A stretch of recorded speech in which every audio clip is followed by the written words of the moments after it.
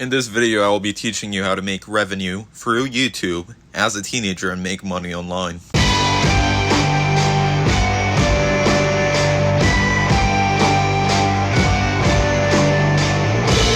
A lot of people these days want to figure out how to make money quicker, which is hardly a surprise considering the state of affairs.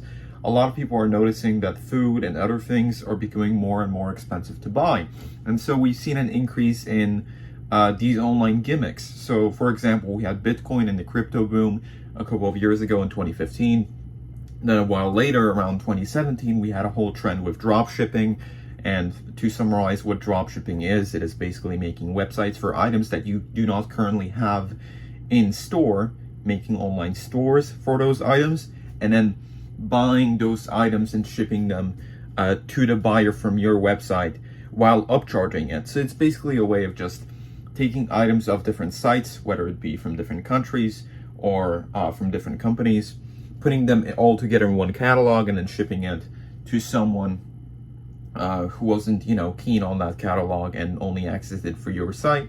That quickly went away because a lot of people found it pretty unprofitable, and it's extremely hard to start any of these businesses.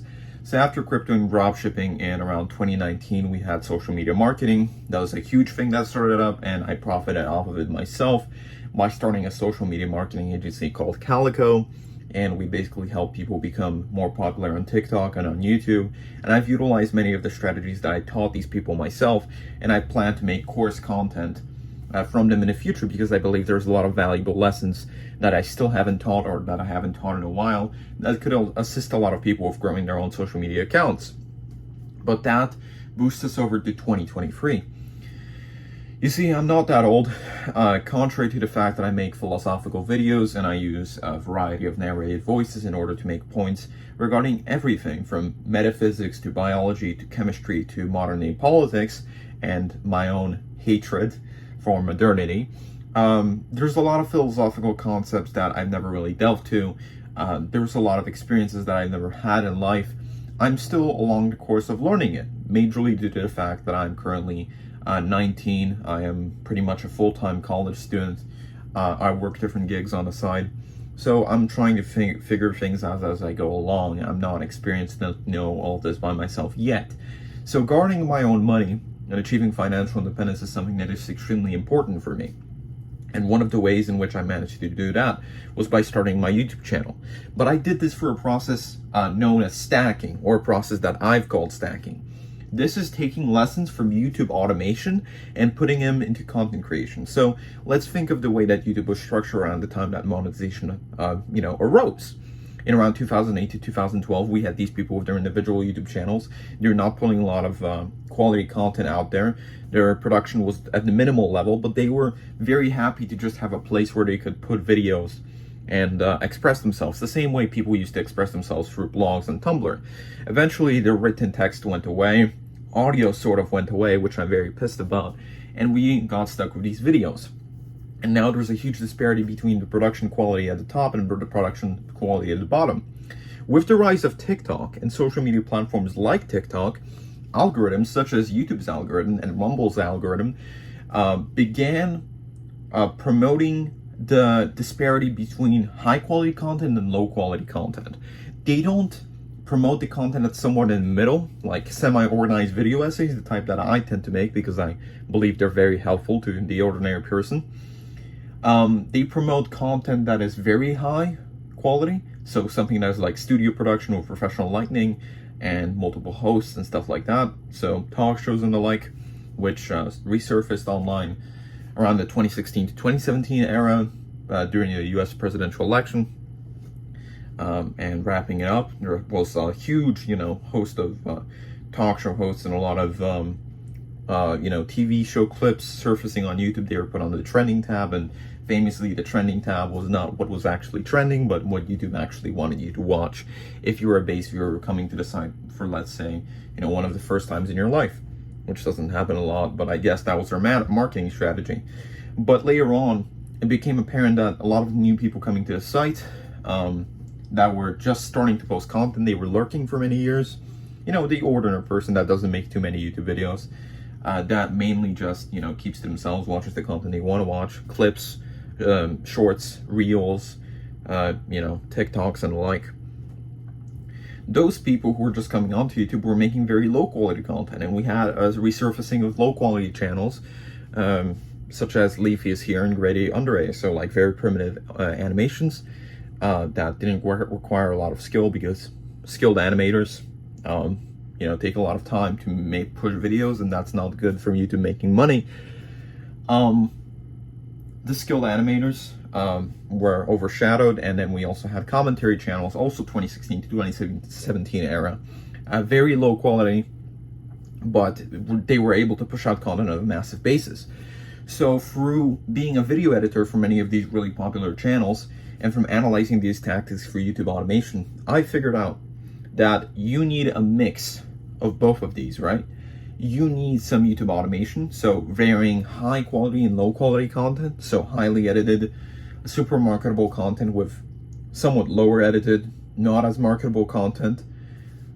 And you also need to have that authentic self-image that people from 2008 to 2012 had when YouTube was just starting out. And by combining the two, you can actually manipulate, I guess is the wrong word, play with a lot of different types of content.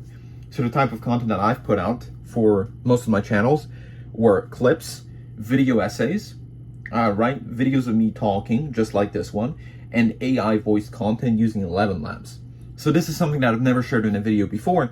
11 Labs is an AI voice app that you can use to upload clips of anyone talking, and then you can make your own clips using voice conversion or text-to-speech, from either converting your own voice or using the clip voice recognition to convert text-to-speech to make that person talk for your own videos. So if you want an old-timey narrator, just get a voice from a documentary, put it into 11 Labs, and then you can make your own fake documentary. So that's really great for a lot of people who want to do like world building or analog horror, who want to experiment with these different types of content styles.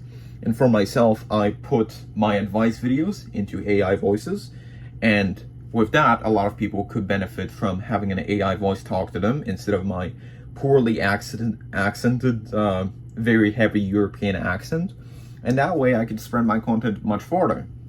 And by utilizing the fact that a lot of people prefer watch time, a lot of people think that watch time is really important, and it is. And the fact that the YouTube algorithm prioritizes it, I can make sure that people stay watching my videos for as long as possible. That way, my other videos get recommended far more. And by stacking, and by this I mean putting a lot of content on an already existing pile of content, I could create a funnel where people from older videos would be recommended the new ones. And I would use a variety of websites, my Telegram channel, my Discord server, which you can all join for my content, to make sure that a lot of people, get more hooked, get more attached to my content, they have a personal connection with it.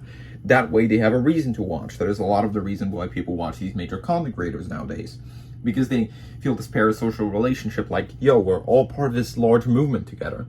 And that's extremely good for not only spreading a message, but also for making money using YouTube, and then using that money towards a good cause. Using these methods, I've gained, to this date, I believe $1,000 through monetizing my content on YouTube and from ad revenue. Not all of it is ad revenue these days. You also have YouTube Premium, which consists like 30% of my earnings, and with the price of YouTube Premium now increasing, it will be even more than that. I'll gain a larger cut of viewers' time because they're subscribed to YouTube Premium. I'll gain a larger cut of their subscription, which is extremely good for content creators.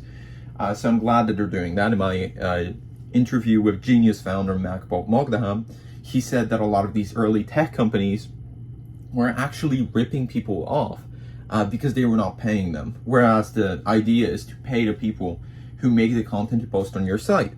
A lot of these companies aren't doing that, and it's really unfair. So I'm glad YouTube is doing that now. And through that, I can further monetize my content and make an incentive to make more. So I recommend very heavily, if you haven't done so yet, and when Hamza said this, I sort of took it half seriously, but now I'm taking it full seriously. If you haven't done this yet, start a YouTube channel. It doesn't matter what the first video you upload is, because worst case scenario, it will be really bad. And then when you start making better videos, you have something to compare it to. You have a record.